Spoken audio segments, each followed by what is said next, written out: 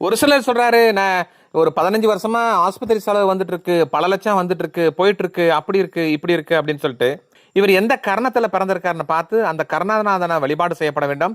அந்த கருணாநாதனுக்கு உண்டான சில பல வகைகள் இருக்கு, உணவு பழக்க வழக்கங்கள் இருக்கு.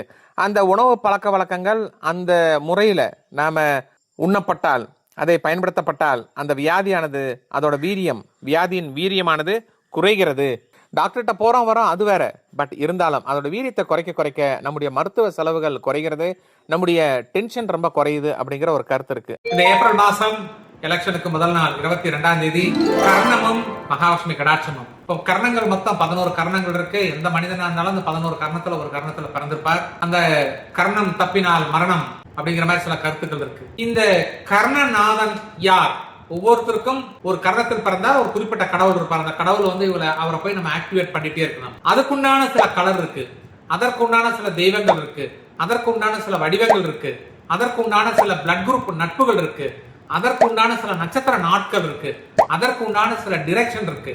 அந்த கர்ணநாதனுக்கு உண்டான டிரெக்ஷன்ல நம்ம ஒரு காரியத்தை செய்யும் பொழுது நமக்கு 200% வெற்றி உண்டு. அது இந்த ஏப்ரல் மாசம் 22ஆம் தேதி ஈவினிங் வந்து 7 மணிக்கு அந்த ஜூம் மீட் இருக்கு. இதுக்கு உண்டான ஃபீஸ் 1500 ஃபீஸ் ஆகும். இது நல்ல சப்ஜெக்ட். 1 hour ஜூம் கிளாஸ் இருக்கு. தேவையானவங்க என்னன்னு கேட்டீங்கன்னா கண்டிப்பா நீங்க ஜாயின் ஆகிக்கலாம்.